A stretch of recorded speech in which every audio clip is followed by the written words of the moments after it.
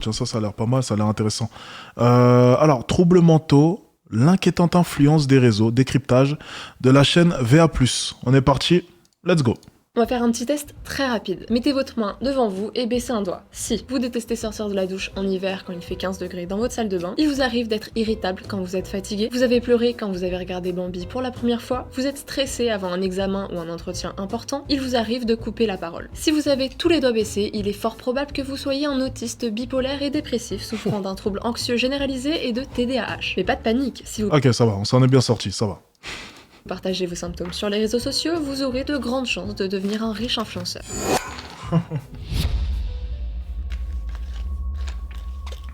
Ces dernières années, les réseaux sociaux ont permis de libérer la parole sur certains sujets tabous dans notre société, notamment sur certaines maladies dont on ne parlait presque Ah, ils vont nous parler de dépression encore? J'ai déjà fait une vidéo là-dessus. Je pense que vous avez à peu près mon idée vis-à-vis de la dépression. pas, si bien qu'on ne savait même pas qu'elles Et existaient. sur Internet, je trouve qu'on a le pervers narcissique et le mot dépression un peu facile, je trouve, selon moi. Bon, c'est mon avis, c'est mon avis. Sauf que, qui des réseaux sociaux dit génération Z, je parle de la génération des gens nés après 1995, pas de la génération Zemmour. Qui des générations Z dit jeunes gens influençables, d'où ma précision juste avant. Qui dit jeunes gens influençables dit militants déchaînés et victimaires, et qui dit militants déchaînés et victimaires dit nouvelle tendance TikTok. Oh ouais, c'est ça, je supporte pas. Putain. Ça, c'est les réseaux sociaux. Here are 5 signs that you might actually just have both autism and ADHD. Aujourd'hui, si tu n'as pas de particularité physique, mentale ou sexuelle qui peuvent te placer dans la case victime d'une oppression systémique, tu es forcément l'oppresseur. Tu es exclu et ton opinion n'a aucune valeur. Tout cela amène des ados en quête de reconnaissance à modifier leur personnalité, leurs idées et leurs valeurs afin de faire partie d'un groupe, d'une communauté. Dans cette vidéo, on va aborder la communauté des neuroatypiques ou neurodivergents, en d'autres termes, les personnes souffrant d'une maladie mentale. Il y a quelque chose contre les handicapés, j'ai remarqué. Les maladies mentales, aussi appelées les troubles psychiatriques, se caractérisent, selon la définition de l'OMS, par une altération majeure sur le plan clinique de l'état cognitif, de la régulation des émotions ou du comportement d'un individu. Le diagnostic d'un trouble mental ne peut être posé que par un médecin. Forcément. Donc les psychologues, les psychothérapeutes et autres professionnels de la santé mentale n'ont aucun droit légal à poser un diagnostic médical. Oui, mais là, c'est plus le cas, voyons. De nos jours, le diagnostic, on le fait nous-mêmes, après avoir arpenté 2-3 forums sur Internet. Et avoir fait du coup un diagnostic. Oui, c'est bien ce que je dis, on le fait nous-mêmes maintenant. En arpentant Internet, on regarde 2-3 forums, 2-3 discussions, et puis voilà, c'est bon, diagnostic terminé. Donc en fait, t'as des personnes qui ont fait des années d'études, ok, qui ont expérimenté tout un tas de choses, étudié tout un tas de choses sur le cerveau, et puis t'as la connasse du coin qui veut te faire chier sur TikTok, ok, qui a feuilleté 2-3 bouquins, et encore, elle est partie sur 2-3 forums, qui essaie de s'inventer une maladie totalement bidon pour générer des vues. Et je suis sûr d'une chose, c'est qu'au plus profond d'elle, elle y croit. Je suis sûr d'une chose. Et j'ai dit la grognasse du coin, il y a aussi des mecs. Donc je vais dire aussi le gros con du coin. Ok, parce qu'après on va m'accuser à chaque fois de taper, ok, sur les femmes, et j'en passe. Mais c'est terriblement vrai, elle va générer des vues, et sincèrement, honnêtement, je pense qu'au plus profond d'elle, elle y croit. Elle y croit sincèrement. Parce qu'en fait, tout est une question de croyance. Le cerveau, c'est un organe qui est exceptionnel. Si tu y crois au plus profond de toi, eh bien, cette maladie-là peut devenir réalité. Si tu y crois, tout est une question de conviction. Si tu y crois, c'est possible. Le cerveau peut reproduire les caractéristiques de cette maladie, et du coup, tu peux réellement devenir malade. C'est en ça que le cerveau est exceptionnel. La croyance est exceptionnelle. Et c'est d'ailleurs pour ça que je le dis souvent dans mes formations business, tout est une question de croyance. Lorsque tu y crois au plus profond de toi, tu vas le manifester autour de toi. C'est aussi simple que cela. Mais pour ce qui est des maladies, c'est à peu près pareil. Voilà, c'est aussi simple que ça. Et on me dit souvent d'ailleurs, ça n'a pas réellement de rapport, mais je vais quand même aborder le sujet, parce que ça peut aider peut-être certains d'entre vous. On me dit souvent, Alex, est-ce que tu penses qu'il y a une bonne routine le matin? On parle souvent de méthode miracle, douche froide, ou bien méditation. Et puis je réponds souvent, en fait, il n'y a pas de technique miracle, de routine miracle. Tout est une question de croyance. Si tu crois au fait que ta douche froide va te permettre d'être plus productif, tu le sauras. Si tu y crois, tu le sauras. Après ta douche froide, tu te sentiras réellement bien et tu seras réellement plus productif parce que tu y croiras. Mais si tu es comme moi et tu n'y crois pas, Je peux aller prendre ma douche froide, ça ne changera rien, parce que je n'y crois pas. Tant que je n'y crois pas, ça ne se passe pas. C'est ça le cerveau humain. Tout simplement. Influenceur TikTok non plus, mais on en reparlera plus tard. Le seul Résultat, faites des douches froides si vous voulez, tant que vous y croyez, c'est le principal. professionnel de santé mentale habilité à poser un diagnostic médical, c'est le psychiatre. On n'a plus trop le droit de le dire aujourd'hui parce que c'est stigmatisant, mais dans le temps, les troubles mentaux étaient appelés folie. Et cette notion de folie a beaucoup évolué à travers les époques. Au cours des années 60 et 70, beaucoup de critiques vont être émises concernant la psychiatrie et le traitement réservé aux malades mentaux. C'est ce qu'on appelle le courant anti-psychiatrie. La grande idée, c'est que la folie n'est pas un dysfonctionnement pathologique, mais social. Selon certains psychiatres anglais comme David Cooper ou Ronald Ling, la folie est un phénomène social dont la définition est imposée par une société aliénante qui défend une normalité exorbitante. Le but de l'antipsychiatrie, c'est de normaliser la folie. Et on voit le même phénomène aujourd'hui avec la lutte contre le validisme. Sauf qu'au lieu de se concentrer sur la maladie mentale, ce mouvement vise à normaliser tous les... Après, ok, je vois à peu près le résumé de sa thèse, mais d'un côté, forcément, on est obligé de construire un modèle pour la société, on est obligé de cohabiter en société, malheureusement, la folie n'a pas sa place dans celle-ci. C'est pas bête, techniquement, ce qu'il dit. Ok, donc de dire simplement qu'en fait, la folie, c'est censé être normal parce que ça fait partie de la nature, techniquement. On n'est pas tous faits de la même manière, mais il faut aussi admettre une chose, c'est que le but de tout ça, le but de toutes ces lois, le but de toutes ces restrictions, c'est permettre à tous les êtres humains de pouvoir cohabiter de la bonne des manières. Et une personne atteinte de folie, malheureusement, n'a rien à faire dans cette société et devrait être isolée. Voilà, je sais que c'est dur à entendre, mais c'est terriblement vrai. C'est pour te donner un autre exemple, pour tous ceux qui ne sont pas d'accord avec moi, ce serait comme un PEDO, un pédo machin et j'en passe. Vous voyez de quoi je parle, je peux pas non plus prononcer le mot. C'est pareil, il n'y a rien à faire dans cette société. On peut voir ça comme une forme de folie. Moi, je vois ça comme une forme de folie, une déviance. Voilà, on appelle ça une déviance, ok. Il n'a rien à faire dans cette société. C'est aussi simple que cela. Voilà. On peut, je sais que certains arrivent à éprouver de la pitié ou peu importe, ça dépend. Lorsqu'on entend certaines histoires de certaines personnes qui se sont donné la mort parce que depuis jeunes, elles avaient ces déviances, elles avaient ces pensées, elles ne comprenaient pas pourquoi. Effectivement, oui, c'est triste. Voilà, c'est la mort ou le fait de les enfermer, c'est la seule solution. Mais malheureusement, nous n'avons pas le choix. On ne peut pas accepter, ok, que de tels individus puissent vivre avec nous. C'est aussi simple que ça. C'est dur, mais c'est comme ça. On n'a pas le choix. Voilà. Aussi simple que ça. les handicaps. Voilà comment le collectif Lutte et Handicap pour l'égalité et l'émancipation définit le terme. Le validisme se caractérise par la conviction de la part des personnes valides que leur absence de handicap et ou leur bonne santé leur confère une position plus enviable et même supérieure à celle des personnes handicapées. C'est un peu le cas. Ok, et comment faire pour lutter contre le validisme, me demanderez-vous? Eh bien, il faut admettre que la société est validiste, et ça passe par reconnaître ses privilèges en tant que personne valide. Oui, bien entendu, ça on peut le faire, oui. Ça on peut le faire.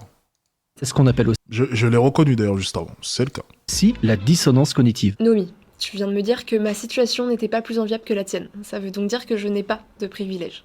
Essayons tant bien que mal d'avoir un raisonnement logique. Et une phrase incroyable que j'ai lue sur ce manifeste, c'est ne pas considérer qu'on fait une faveur à un handicapé en l'aidant, car ça devrait être la norme. On ne s'aide même pas entre nous. Faveur et aide sont des synonymes, donc par définition aider quelqu'un, c'est lui faire une faveur mais passons. On en vient même à avoir des influenceuses comme Paige Lale aux 2,6 millions d'abonnés sur TikTok et militants pour se débarrasser du validisme, qui s'insurgent contre ceux qui abordent les traitements et les façons de guérir du trouble autistique pour son cas précis. Please remember, when you talk about curing or preventing autism, you are disrespecting millions of alive autistic human beings around the world. Car vous comprenez, votre neurodiversité vous rend différent, spécial, c'est une sorte de super pouvoir. Sauf que s'il est évident que les discriminations envers les handicapés n'ont pas lieu d'être, la normalisation de la maladie mentale n'est pas à prendre à la légère. Henri Hey, neurologue et psychiatre français, avertissait déjà il y a 50 ans des dangers du courant antipsychiatrique. Pour lui, cette tendance de normalisation risquait de se heurter à l'impossibilité de définir et de saisir la maladie mentale, et en arrivait à la nier. Pour ceux qui ont vu mon décryptage sur les dérives du body positive, vous remarquerez sûrement des similarités entre le mouvement anti-psy et le fat activisme. Et ce qu'on avait démontré avec... C'est d'ailleurs ce que je me suis dit. Hein. On est sur la même lignée du body positive. On est sur la même lignée. Mais selon moi, les conséquences peuvent être encore plus graves, en l'occurrence, pour ce qui est de eux. On est on est du coup dans la même lignée, mais je pense que ce ne sera pas les mêmes résultats. Et heureusement, depuis, je sais pas de quand date ce reportage, même depuis un moment, même depuis toujours, j'en ai pas grandement entendu parler, et heureusement. Parce que ça peut quand même aller loin, toute cette liberté. Avec ce dernier, c'est que tout ce qui brille n'est pas or. S'il y a quelques années, les réseaux sociaux étaient le lieu où prospéraient les filles tellement heureuses, au corps tellement parfait, en vacances aux Bahamas 7 mois dans l'année, la tendance est aujourd'hui inversée. De plus en plus de célébrités parlent de leurs troubles mentaux, notamment sur les réseaux. Selena Gomez et ses troubles anxieux, Demi Lovato et sa bipolarité, Billie Eilish et le syndrome de Gilles de la Tourette, etc., etc. Mais si l'on peut penser que le fait que les stars s'expriment aussi ouvertement sur leurs troubles psychiatriques est une bonne chose car ça libère la parole et que ça permet à beaucoup de jeunes en souffrance de s'identifier, ce qui est le cas, je ne dis pas l'inverse, ça a aussi pour effet de glamouriser les maladies mentales. Quelle horreur! C'est horrible ça! Alors, je ne sais pas si vous vous rappelez l'époque où les filles avaient des franges qui leur barraient le front, des t-shirts avec un alien dessus et se prenaient en photo soit en gonflant les joues, soit en cachant la moitié de leur... Ah oui, je me rappelle les photos. C'était horrible ça. Et puis elle mettait des pseudos sur Facebook avec des X, c'était n'importe quoi. C'était Miel Pops, machin. Enfin, c'était... Ouais, c'était là. C'était une époque très... Il y avait moins de problèmes quand même à cette époque. Hein. C'était moins compliqué. C'était moins compliqué. On entendait moins parler de ce genre de conneries. Franchement, très sérieusement. Leur visage, c'était il y a à peu près 10 ans et c'était l'époque de la Tumblr Girl. Alors, je sais que je m'adresse à un public majoritairement masculin, donc je vais vous faire un petit rappel. Tumblr, c'est un réseau social, ou un site, appelez ça comme vous voulez, d'art. Sauf que, parmi ces photos artistiques, on pouvait retrouver des citations poétiques qui justifiaient, par exemple, l'automutilation, avec les photos qui accompagnaient bien sûr. La dépression était considérée comme étant stylée, parce que les filles dépressives étaient vues comme des filles profondes, mystérieuses, fascinantes. Et en plus, c'est vrai. Plus c'était facile de faire partie de cette communauté Beautiful Sadness, littéralement belle tristesse, car il suffisait de mettre une photo de toi qui pleure en noir et blanc avec une phrase où tu disais détester la vie, et tu étais à ton tour vue comme une fille mélancolique, à part, et tu recevais des messages compatissants et encourageants des autres internautes. Tu es triste? Arrête. Cette mode, elle revient. T'as des mannequins comme Bella Hadid qui postent des photos d'elle en larmes et t'as des tendances sur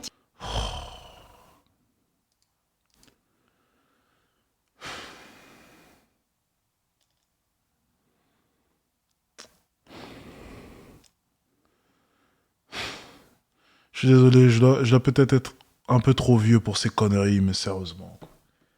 Poster une photo en train de pleurer, non mais peu importe la raison.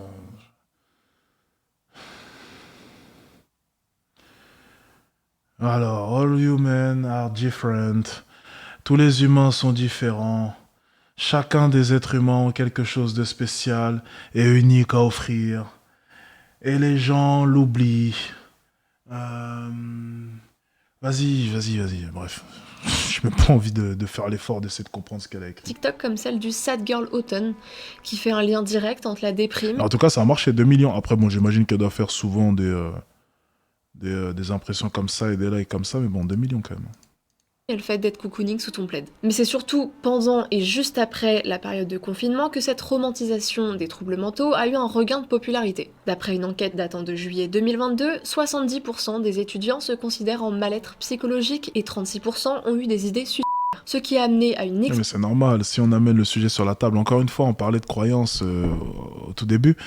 En fait, je le dis souvent, hein, tous ces problèmes maintenant liés à l'anxiété, la dépression et j'en passe, c'est tout simplement parce qu'on a amené le sujet sur la table. Lorsqu'on n'en parle pas, lorsque les gens sont occupés, lorsque les jeunes sont occupés, lorsqu'ils ne sont pas le nez dans leur téléphone à essayer de consulter des forums pour essayer de trouver des explications dont ils n'ont pas besoin, eh bien forcément, ils vont se trouver des problèmes et ils vont avoir des problèmes. Mais la réalité des choses, c'est que avant, il n'y avait pas autant de problèmes simplement parce que les réseaux n'existaient pas. Lorsque tu te sentais mal, ça faisait simplement partie de la vie. On a tous des périodes où on va se sentir mal, par moments bien, par moments moins bien. C'est la vie, c'est ainsi. Mais maintenant, un jeune, en se sentant mal, prend son téléphone, consulte tout un tas de forums et se trouve tout un tas de problèmes qu'il n'a peut-être pas. Parce qu'encore une fois, tous ces problèmes-là, c'est ici. Ça n'existe pas, sauf ici. Donc si on inculque dans la tête de tous ces jeunes que son mauvais mood peut être lié à telle ou telle chose, tu crées la maladie. Tu la crées de toutes pièces. Il va la construire. Tu lui donnes exactement le descriptif de cette maladie et forcément, il va être en mesure de pouvoir la recréer de manière inconsciente. Vous donnez les maladies à tous ces jeunes. Vous leur fournissez comme cela toutes ces maladies. Les premiers responsables de tout cela, de la hausse de la dépression, et j'en passe, de l'anxiété, et j'en passe, c'est les médias, c'est Internet. C'est aussi simple que ça. On vit dans une des sociétés les plus confortables de l'histoire. Les jeunes ont tout à leur disposition. Ils n'ont aucune raison valide pour être dépressifs, anxieux, et j'en passe. Aucune raison valide. Aucune. Mais forcément, vous prenez tous ces jeunes qui, à certains moments, ok, traversent une mauvaise passe, chose qui peut arriver, et vous leur fournissez tout un tas d'excuses, et vous leur donnez tout un tas de diagnostics totalement bidons qu'ils trouveront sur Internet via quelques forums. C'est aussi simple que ça. Explosion de contenu relatif à la santé mentale et dans le même temps à l'apparition des sickfluenceurs, littéralement malades influenceurs. Ce sont des créateurs de contenu qui postent des vidéos sur leurs troubles mentaux, qui donnent des conseils pour vivre avec ces troubles mentaux, mais aussi qui te font réaliser des autodiagnostics pour savoir si tu as un trouble mental. Voilà, on est en plein dedans, forcément, tu vois, on est en plein dedans. On va te dire, tu te sens mal, tu as du mal à dormir, tu sais pas réellement ce que tu veux faire de ta vie.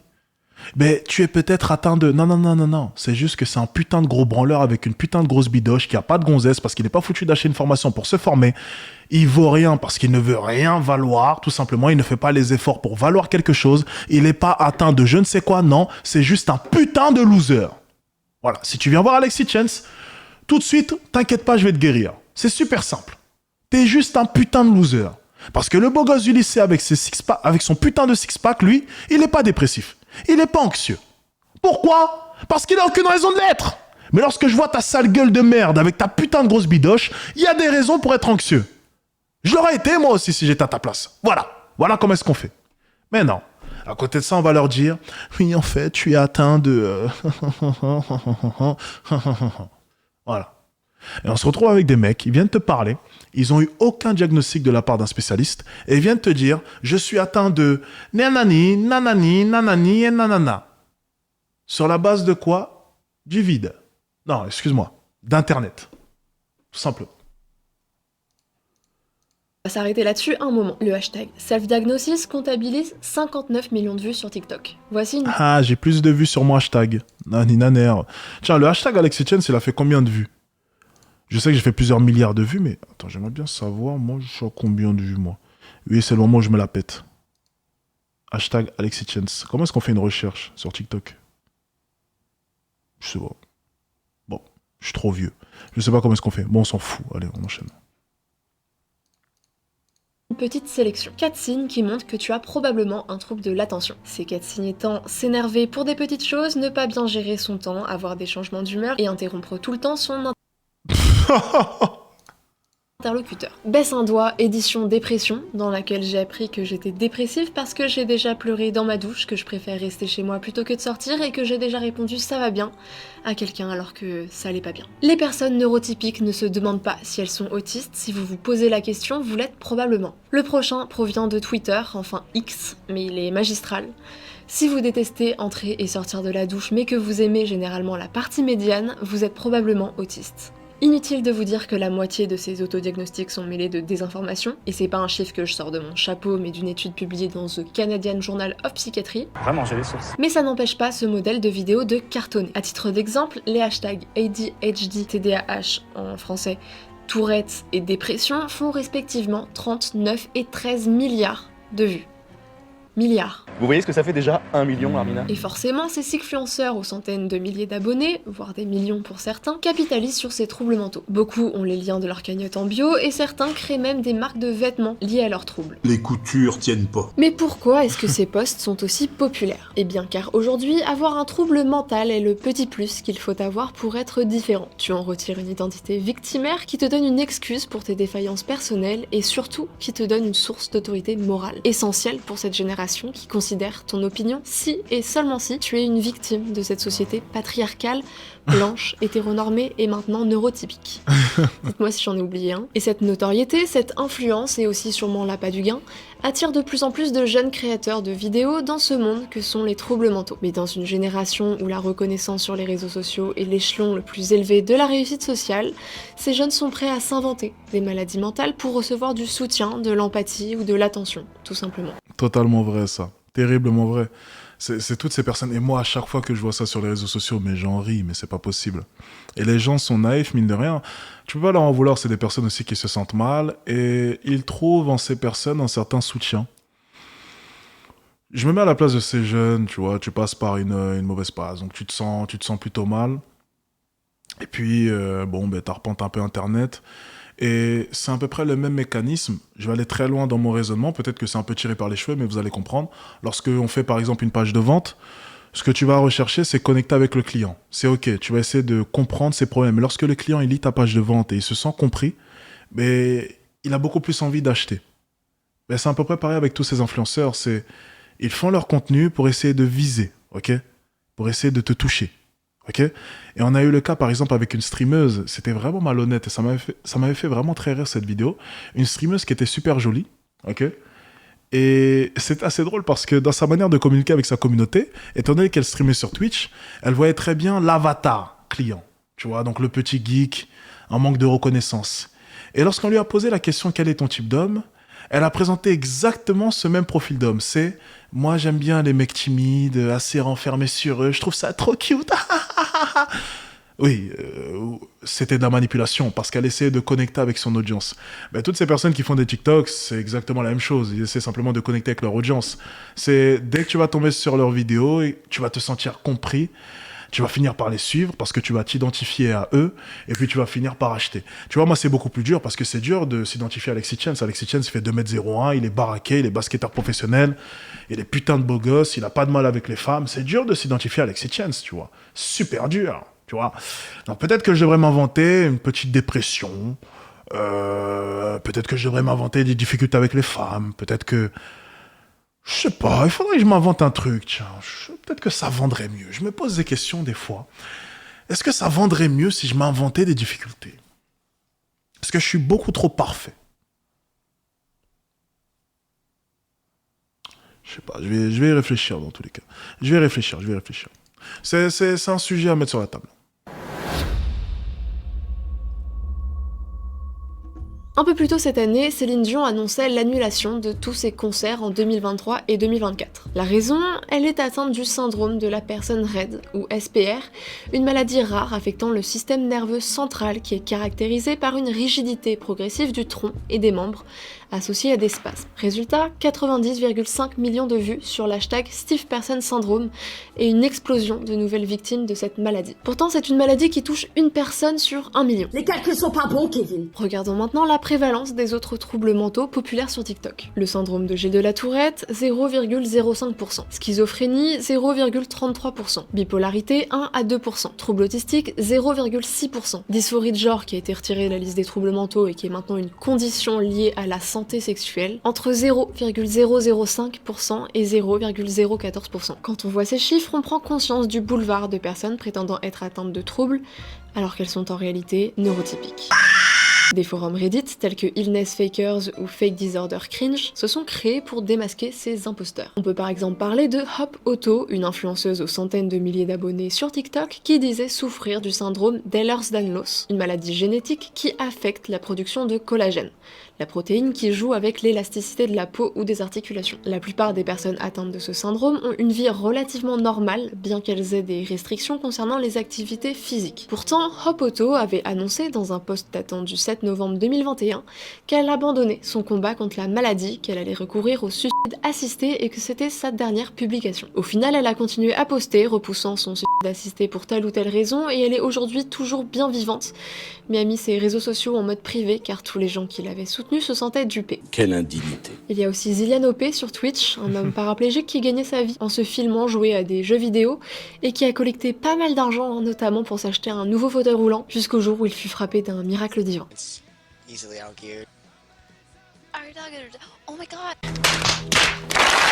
Je pourrais continuer pendant longtemps entre ceux qui se... Non. Non. Non, arrêtez, c'est une blague. Après, attention. Je sais qu'il y a certains... Non, bah, je suis dans le déni aussi, mais je sais qu'il y a certains handicapés qui ne peuvent marcher que pendant une courte période parce que leurs jambes ne sont pas assez puissantes pour... Bon, je suis dans le déni. Dites-moi si je suis dans le déni, mais non, sérieusement, il y a des handicapés qui peuvent se lever, ils peuvent marcher, mais pendant une courte période. Dites-moi, je suis dans le déni ou pas? Dites-moi, est-ce que je suis dans le déni? Non, vraiment, les amis, par contre, c'est vrai. Ah, il a vraiment cap. Ok, bon, il a cap. Parce qu'attention, il y a des handicapés qui peuvent se lever. Hein. Des handicapés en chaise roulante qui peuvent se lever. Ils peuvent marcher, mais pendant un court moment. Ok. Après, peut-être que c'est un miracle aussi. Hein. Ah non, il a vraiment cap. Hein. Il a vraiment cap. Attendez. Dunning-Kruger. Non, attendez. Alors, ce streamer se lève de son fauteuil roulant. Non, mais c'est excellent. Je crois pas. Non, mais je crois pas. C'est pas possible. Non. Miracle. Non. Il a réussi à réunir 20 000 $ avant que sa chaîne Twitch ne soit coupée pour souci avec les conditions d'utilisation. Le streamer se lève et par le reflet de l'aquarium, on peut l'apercevoir se déplacer sur ses deux jambes sans souci. Après avoir réalisé qu'il streamait toujours, il revient vers le PC et baisse sa webcam. Oh. Get on your mount and follow me. Maybe I don't want to follow you. You hurt my feelings. I'm back. Hey, Angel. Hi. Did everybody already leave? Yeah, Mungle had to go. When it's easily outgeared. Our dog. Oh my god! We took our dog, like to the fish shop today because the dog loves just like going out and meeting new people. And we constantly have to take him to like be introduced to new like random people and stuff. So he hangs out at fish shops and stuff because like we love talking to the people there anyways. And there were just a bunch of people that like came in, like a bunch of customers that came in, just like in this huge flow, and he got scared and like came and sat on my lap, and then I was like, oh, this is so cute, like he's cuddling with me because he's scared. He stands up, he took a leak on my lap. Oh non. Incroyable. Attendez. Putain, comment est-ce que je regarde ça? C'est incroyable. Un joueur en fauteuil roulant ne pouvant officiellement plus marcher. Ah ouais, non. Attendez, c'est où? Ok. En remarquant qu'il y a du pognon à se faire sur Twitch, certains streamers n'hésitent pas à jouer la corde sensible pour engranger plus d'argent. Le streamer Zillian OP est connu pour son arnaque bien ficelée, joué en fauteuil roulant et ne pouvant officiellement plus marcher. Il a reçu sur son stream plus de 20 000 $, dont 8 000 en soutien à son handicap. Jusqu'à ce qu'un jour, alors qu'il oublie de déconnecter sa caméra, il se lève tranquillement de son fauteuil et s'en va. Devant l'ampleur de la polémique, une partie des donateurs ont tous été remboursés et sa chaîne sera supprimée. Mais l'affaire ne s'arrête pas là. En effet, le vidéaste français Théodore est revenu sur cette histoire et en donnant un tout autre point de vue. Il explique que Zillian OP est véritablement handicapé et que les dons lui ont servi à se payer une rééducation lui permettant de marcher péniblement. Ah ouais? Quoi qu'il en soit, que le streamer soit coupable d'une arnaque ou s'est ouvert d'accusations fautives, cette polémique compte parmi les plus célèbres de YouTube.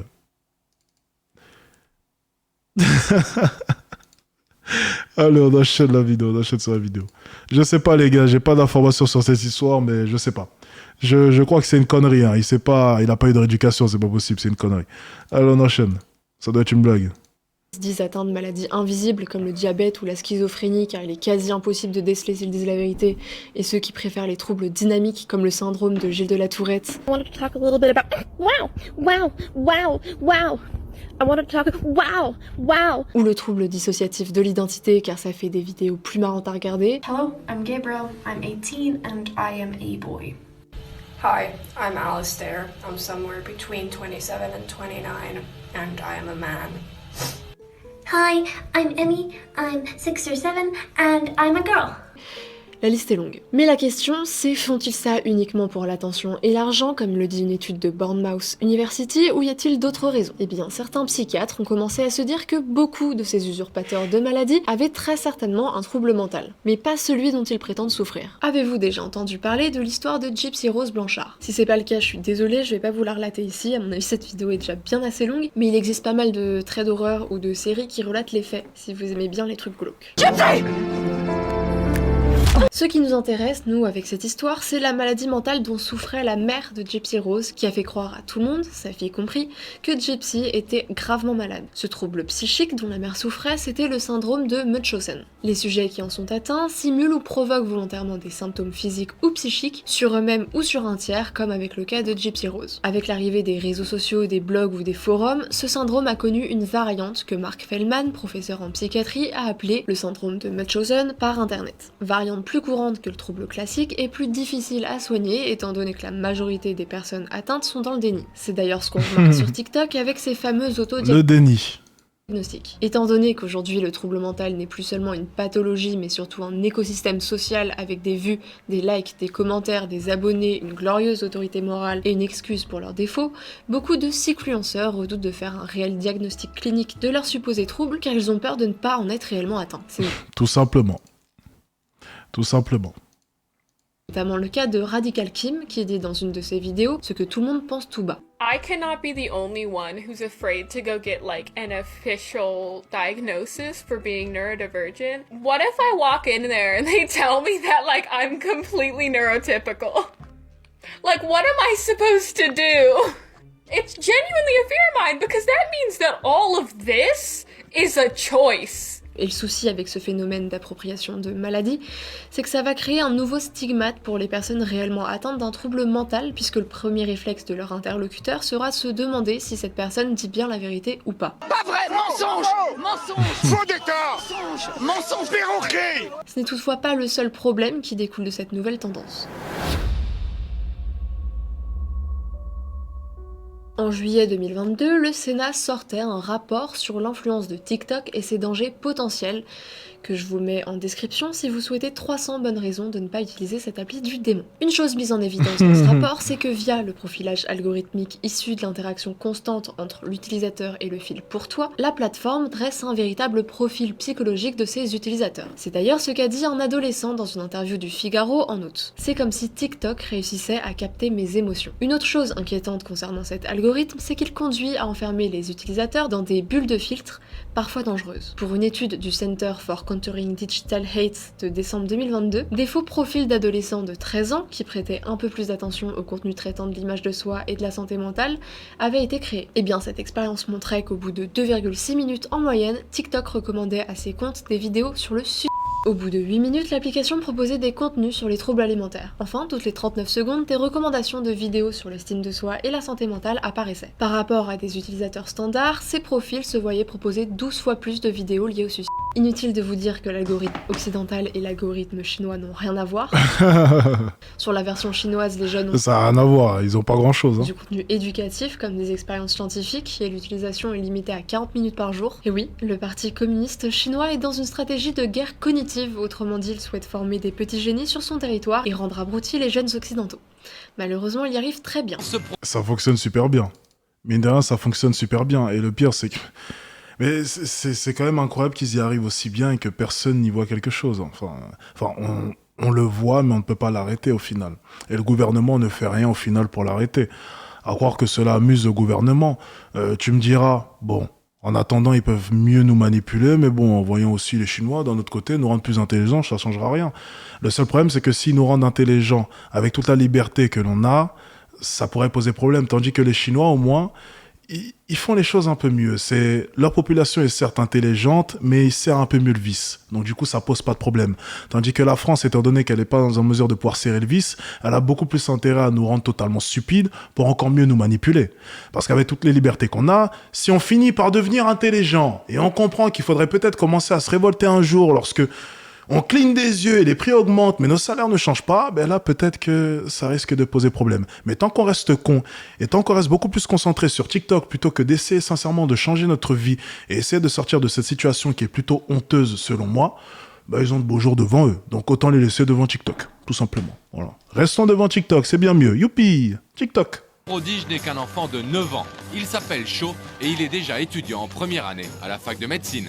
J'ai voulu tester moi-même cet algorithme, étant donné que je n'avais jamais téléchargé l'appli parce que TikTok.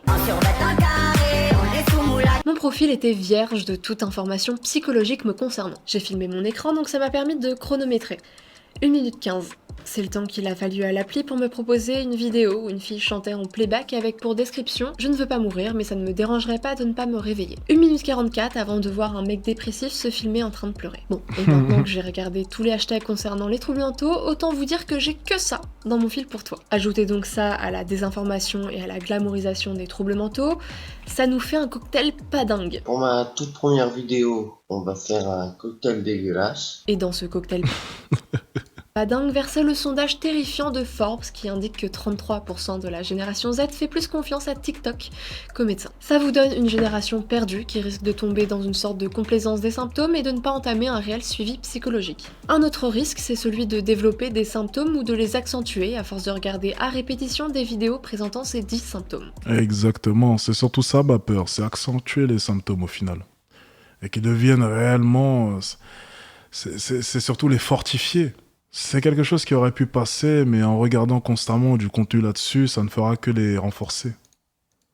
Il y avait par exemple eu pendant la pandémie une forte augmentation de tics chez les adolescentes qui avaient regardé trop de vidéos montrant des personnes atteintes du symptôme de Gilles de la Tourette. Vous vous doutez bien qu'un phénomène d'une telle ampleur, qu'une telle épidémie de troubles mentaux chez les jeunes sur les réseaux n'est pas le fruit de la réflexion d'une Noémie de 25 ans qui a besoin d'attention.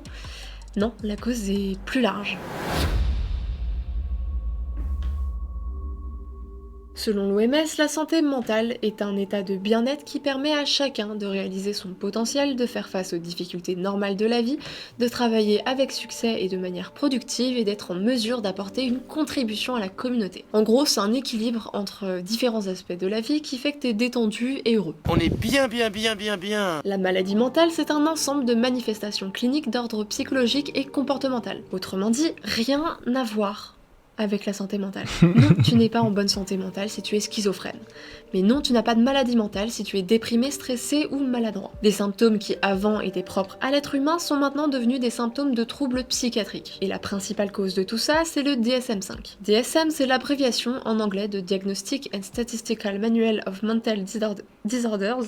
You can't be do what we want to do. C'est un manuel c'est honteux ça pour un président, c'est vraiment honteux, quelle prestation. Par l'Association américaine de psychiatrie, l'APA, décrivant et classifiant les troubles mentaux. Cette classification sert de référence pour les recherches sur les pathologies mentales, qu'il s'agisse d'études épidémiologiques ou de celles menées par les laboratoires pharmaceutiques pour évaluer leurs molécules. Le manuel a évolué plusieurs fois depuis sa première version en 1952 et à chaque changement, il y a eu des remous dans la communauté des psychiatres, mais jamais autant que lors de la présentation du DSM-5 en 2012. Tu as créé quelque chose de mauvais. Les critiques portaient essentiellement sur deux choses. La première, c'est le risque de surdiagnostic. Voilà ce que le psychiatre Allen Frances, président en 1994 du comité de rédaction du DSM-4, disait de la nouvelle version à l'époque de sa présentation. Le DSM-5 fera des crises de colère un trouble mental, un choix déconcertant fondé sur les travaux d'un seul groupe de recherche. Ce que le psychiatre dénonce ici, c'est l'abaissement des seuils de diagnostic pour divers troubles mentaux tels que la dépression, le TDAH et l'anxiété. Ça signifie que les symptômes requis pour être diagnostiqués de ces troubles sont moins sévères que dans la version précédente du manuel. Alors même que ces maladies s'étaient largement multipliées depuis la publication du DSM-4 à cause du même problème d'abaissement de seuil. Et aussi à cause du fait que certains psychiatres diagnostiquaient à tort certains patients alors que ces derniers ne présentaient pas tous les symptômes du trouble. Et au final, du coup, la TikTokeuse qui avait peur, celle qu'on a pu voir auparavant avec les cheveux violets ou roses, celle qui avait peur, du coup, que son diagnostic soit négatif, bon, ben, elle n'a plus à s'inquiéter, c'est bon. Elle peut partir directement chez le médecin et se faire diagnostiquer. Et puis maintenant, les médecins, bientôt, auront peur, parce que s'ils ne fournissent pas le bon diagnostic, ils pourraient être accusés. On ne sait jamais, on pourrait venir manifester devant chez eux. Enfin, c'est n'importe quoi. Et vous allez voir dans la prochaine vidéo que l'on va voir, Vous allez voir un peu les dérives un peu bref, je vous garde ça pour tout à l'heure, c'est pépite. La vidéo qui suit, c'est pépite. On enchaîne, c'est n'importe quoi.